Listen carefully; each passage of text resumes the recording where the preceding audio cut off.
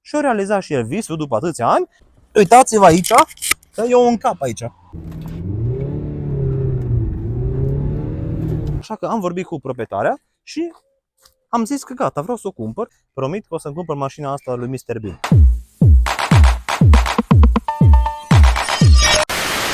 Salutare prieteni dragi și bine ați venit pe canal. Astăzi suntem în Italia, după cum știți, pentru cine mă urmărește pe Instagram știe. V-am cerut părerea voastră dacă să filmez un vlog 2 din Italia și ați răspuns. Mai mult de jumătate sau încă 60 ceva la sută, o să vă las aici să vedeți și voi. Ați răspuns că da, filmează ceva din Italia. V-am întrebat ce să filmez. Așa de multe alții mi-au spus, nu știu, filmează daily vloguri, mașini, una alta. Așa că m-am gândit că dacă toți suntem acasă la ei mei, hai să vă arăt ce mașină are taică-miu. Și o să vă arăt și astăzi o să vă prezint mașina lui taică-miu, pentru că suntem într-o familie de fan Audi, să zicem așa. Eu am A6, taică-miu are, o să vedeți imediat ce are taică-miu, cumnata-miu are A8, suntem toți grupul vag. Maică-miu are și un Golf, dar vrea să schimbe, vrea și un Audi A3, nu știu ce.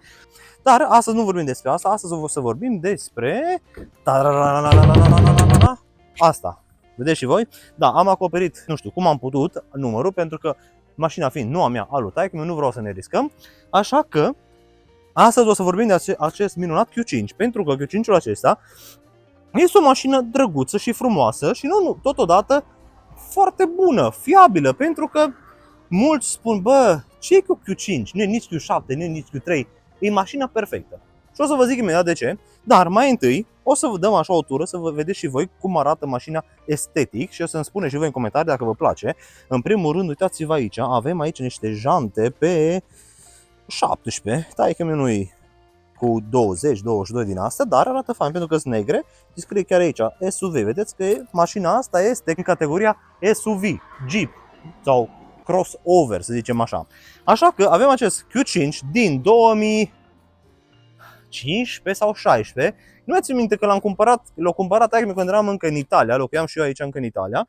Cred că e 2015 modelul, dar o să vedeți pentru că mașina asta are ceva dotări interesante, o să vedeți și voi.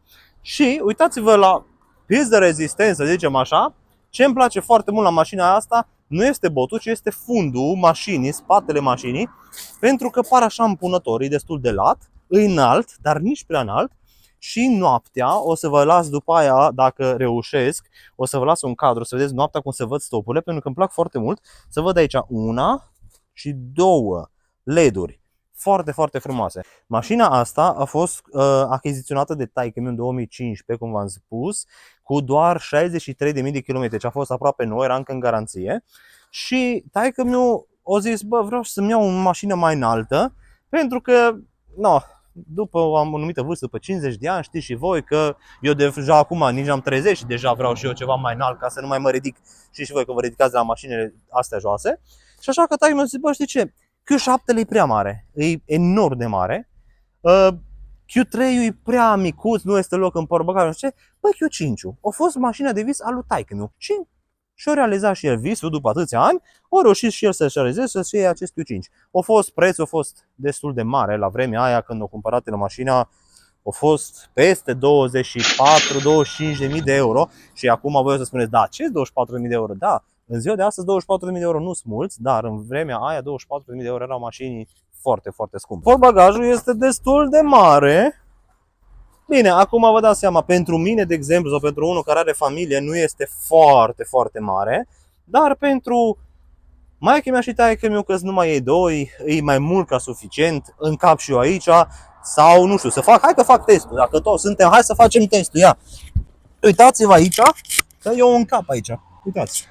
Deci dacă chiar aș vrea să stau bine, astea se dă jos, pot să stau aici liniștit, uitați, vedeți că e destul de înalt, pot să stau aici liniștit, să dorm.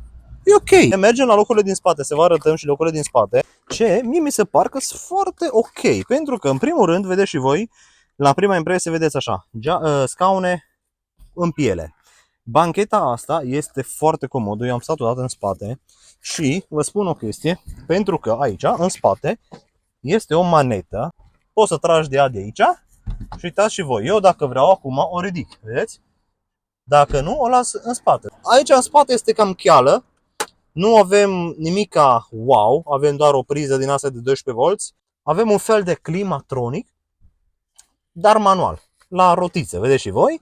În fine, locurile aici sunt destul de generoase, vedeți și voi, pentru că aici picioarele oricum ai unde să le miști, geamuri electrice și, noi, mașină super ok acum, hai să fim realiști pentru anul ăsta și vorbim de oricum mașină SUV Q5, vorbim de mașini destul de scumpuțe, pentru că Q-urile la Audi sunt oricum mașini destul de scumpe, cum sunt la BMW-uri X3-urile, X4, X5-urile, X6-le, sunt mașini oricum de scumpuțe și mult fiabile. Sub capotă regăsim un motor clasic de 2000 diesel cu 100, mașina asta are doar 150 de cai, ceea ce, da, nu-i chiar ideal pentru o mașină de greutate asta. Idealul ar fi fost să fie măcar de 190 de căluți, pentru că este destul de grea, dar vă mai repet încă o dată, pentru vârsta lui taică-miu și pentru ce trebuie la tati, pentru că taică-miu merge la lucru pe jos, sau mă rog, cu autobuzul, mașina stă parcată, doar ca să meargă sâmbătă, duminică e mai mult ca suficient.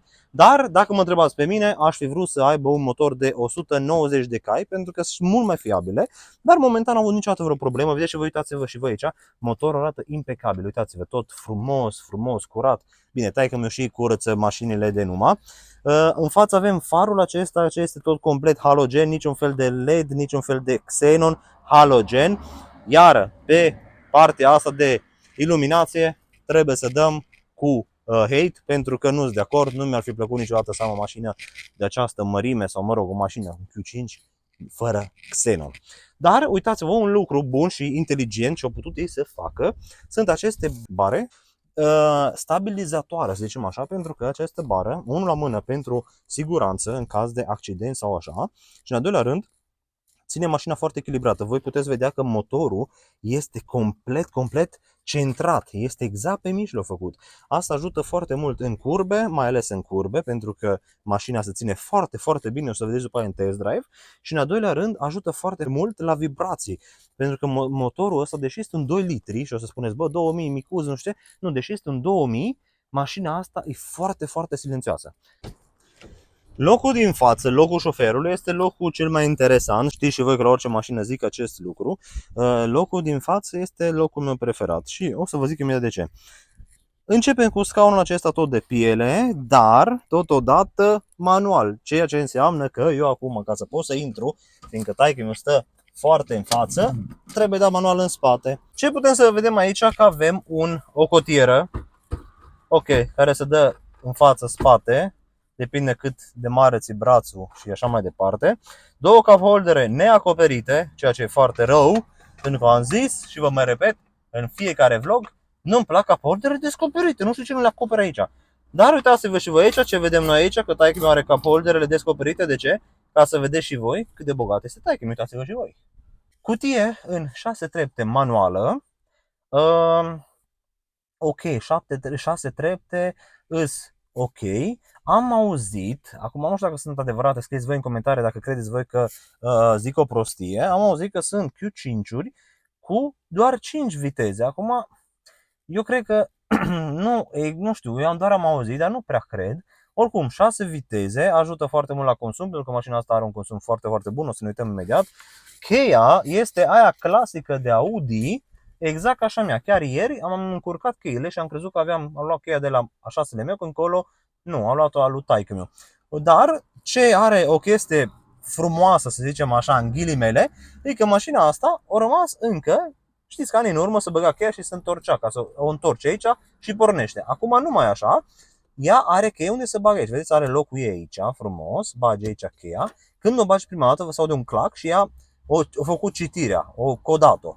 După aia, dacă apeși o singură dată în ea, bagi contactul și dacă cumva ții ambreiajul, faci așa o singură dată, ea pornește. Foarte interesant. Sistemul ăsta este sistem old, dar totul are farmecul lui. Volanul acesta este în piele, cusut la mână. Și ce să vă mai arăt aici? Start, stop, bine, astea, climatronic, biclimatronic, încălzire în scaune. Și acum o să vorbim un pic despre mașina aceasta. Mașina aceasta este Audi Q5 Business Class. E un fel de S-Line, dar doar pe partea dinăuntru. De ce? Pentru că are toate dotările business, să zicem așa, are scaune în piele, scaune încălzite, vedeți voi toate comenzile, toate funcționabile, are toate full optional-urile de aici, vedeți și voi, nu are niciun buton, ce e goluț, are boxe super faine sau de super ok, dar pe afară îi cheală, să zicem așa, nu e mașină sport. Exact asta a căutat Taică, să fie business, pentru că el trebuie să fie business. Un display MMI, dar este ăla vechi, clasic Audi cu scrisurile astea portocalii. Nu e nimic touch, deci poți să apeși, bine, nu dai tare că se vede că dacă apeși rupi, dar a rămas ăsta clasic, mașina nu este chiar nouă, am spus, este 2015, are 9 ani de zile mașina, deși pe afară pare foarte nou-nouță. Aici avem cardurile de memorie și cardul ăsta este pentru navigație, pentru că mașina are și navigație. Și ce mai are? Vedeți aici, fiindcă vorbim de un SUV, avem aici frână reductoare automată. Poate cine nu înțelege sau nu știe ce înseamnă asta, dacă voi decideți să faceți off-road cu această mașină, deși trebuie să fii nebun să faci așa ceva cu mașina asta, dar în fine, să zicem că ești într-o pantă, să zicem că cobori pe niște serpentine de la munte și ca să nu forțezi frâna sau frâna de motor, apeși pe ăsta și are un reductor automat. Ajută la consum și ajută și la motor foarte, foarte bine, mai ales la frâne, pentru că poți să economisești din uzura frânei. Lumină automată sau manuală, farul de ceață, față-spate și cam așa arată view de la Q5. Nu e rea. Oricum, un lucru ce îmi place foarte, foarte mult și o să vedeți după aia și la test drive, sunt aceste oglinzi. Bă, sunt enorme, fratele meu, sunt enorme. Uitați-vă aici uitați cât palma mea. E foarte, foarte mare. E fain pentru că ai vizibilitate foarte bună. Înainte să facem un test drive cu mașina aceasta, o să vă spun un lucru. V-am promis că o să începem un nou proiect și suntem acum la înțelegere, să zicem așa, cu proprietarea unei mașini. Și eu v-am spus că vreau să încep un proiect nou cu o mașină mai veche și să începem să o refacem, să o restaurăm. Și despre ce mașină este vorba? Hai să vă arăt acum. Uitați-vă aici ce mașinuță avem noi aici. Mașina lui Mr. Bean. Am vorbit astăzi cu proprietarea este o vecină de noastră, dar mașina este a fiicei ei. Mașina a stat foarte mult timp oprită, are vreo 13 ani de când e oprită, dar uitați-vă și voi ce frumos arată mașina asta. Ok, nu este ea super mega extra bună, pentru că nu mai fost pornită, are aici un pic de rugină, să vedeți, dar mașina oricum arată destul de bine pentru cine știe. Vedeți, farurile sunt ca ale originale, are toată bara originală, deși este cromată, nu are deloc rugină. O să vedem, poate reușim să o achiziționăm în scurtă perioadă. Să vă arăt un pic așa și partea asta. Înăuntru, din păcate, nu avem cheile. O zis că o să încearcă să ne facă rost de chei, să o vedem și înăuntru. Eu m-am uitat acum așa. Mașina asta de când eram eu mic, e tot aici parcată. Arată super fain mașina. Și chiar am zis că vreau să începem un proiect cu mașina asta. Așa că scrieți voi în comentarii dacă vreți să vedeți această mașină pe canalul meu, să începem o restaurare cu mașina asta. Așa că am vorbit cu proprietarea și am zis că gata, vreau să o cumpăr. O să vorbească cu fata ei, i-am propus oferta mea și să vedem, poate o cumpărăm și începem un nou proiect. Ne-am pornit acum. Mașina asta e o plăcere să o conduci, vă zic sincer, pentru că e comodă. Vă zic sincer, scaunul, ok, nu este reglat automat, nu are masaj în scaune, dar este comod. Și având în vedere că mașina este destul de înaltă și ai o vizibilitate foarte bună, e foarte comodă și e o plăcere să o conduci. Mie îmi place să o conduc asta, deși nu mi-aș cumpăra-o, dar acum chiar îmi place să o conduc. Ce vreau să vă zic de mașină, dacă tot am zis că e înaltă, mașina nu are perne pe aer, nu e dotată nici de suspensii speciale, ci suspensiile alea clasice. Dar deși tot nu are suspensiile pe aer, mașina are, ați văzut că taică-miu o pus cauciucuri din astea groase și jante mai mici.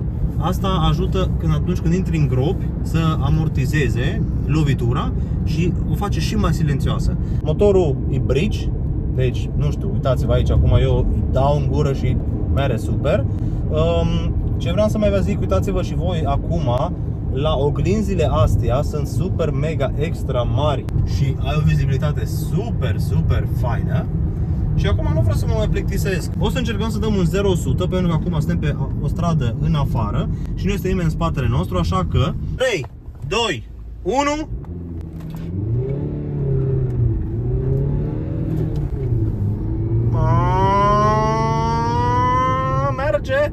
Merge, hai 80, 100. Nu este cea mai rapidă mașină din lume, ca să înțelegeți. Da, mașina este puturoasă, trebuie să dăm ce e adevărat, trebuie să spunem, nu mințim pe cameră. Mașina este destul de puturoasă din cauza 150 de cai. Pentru că are 150 de cai și mașina are aproape 2 tone, nu știu cât are, sincer, că în ultimul vlog m-ați taxat un pic, mi-a spus că am greșit și mi-am cerut scuze, iertați-mă, suntem oameni, toți greșim. Dar mașina are cam o tonă 700, ceva de genul, dar ce pot să spun, dacă sunt 3 oameni în mașină și să fie toți câți mine, ajung liniștit la 2 tone. Mie mi-arată acum consumul de când am pornit, n-am pornit de foarte mult timp, n-am pornit de câte vreo 10 minute și am făcut acum și sprintul ăsta de 0-100, mi-arată 9%, acum tot coboară 8,9 și o să coboare. Din ce am văzut eu și am întrebat și pe taică-miu, mașina consumă undeva în oraș, undeva la 6-6,5. În afară coboară la 5,5-5,8. Mașina pentru consum este super ok.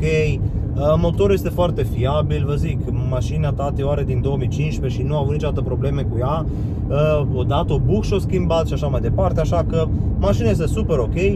Eu vă consiliez, dacă vă plac mașinile astea, nici mari, nici mici, și eu vreți o mașină de între, un mini crossover, să zicem așa, mașina Q5 este una din cele mai bune mașini pe piață. Mașina este nemțească. Știți și voi că mașinile nemțești rămân mașini nemțești. Mașina se ține foarte, foarte bine pe stradă. Eu am făcut ceva curbe din astea cu viteză. Ok, vă dați seama, nu este un Lamborghini, dar oricum, datorită jantei late și greutății, mașina stă foarte, foarte bine pe asfalt. Mașina asta este dotată de niște boxe super mega extra frumoase, dar nu putem să le probăm prea mult din cauza că o să-mi taie la copyright și noi nu vrem lucrul acesta. Apropo de copyright, trebuie să vă zic un lucru: mai mult de 90% dintre persoane se uită la vlogurile mele, dar nu v-ați abonat încă la canal. Așa că vă rog eu frumos, din toată inima mea, dați un subscribe, pentru că este complet gratuit. Voi nu plătiți absolut nimic, dați doar un subscribe și atâta, apăsați un click. Și pe mine mă ajută foarte, foarte mult să-mi crească canalul, să meargă vlogurile mele la mai mulți. Nu câștig niciun ban, deci nu mă plătiți pe mine. Eu primesc 0 euro, dar mă ajută foarte mult, mă încurajează și chiar am văzut că în ultima vreme v-ați abonat și mă ajută foarte mult. Mă face să fac vloguri tot mai multe de calitate, am investit în camere, în chestii, trestii și pe mine mă ajută foarte, foarte mult. În mare asta vă și vlogul, dragilor, vă mulțumim că ne-ați urmărit. Nu uitați să lăsați acolo un like și un subscribe, pentru că dacă vlogul acesta ajunge la 2000 de vizualizări, promit că o să-mi cumpăr mașina asta lui Mr. Bean. Așa că noi vă mulțumim, mașina asta este tip-top, mi-o place foarte mult. Eu am consiliat-o și l-am ajutat pe tati în a găsi mașina asta. Mi-o place, e drăguță. Poate într-o zi când o să am și eu, nu știu, 50 de ani, o să-mi cumpăr și eu ceva de genul. Până una alta, nu uitați să lăsați un like și un subscribe și noi ne revedem de la următorul. Salut!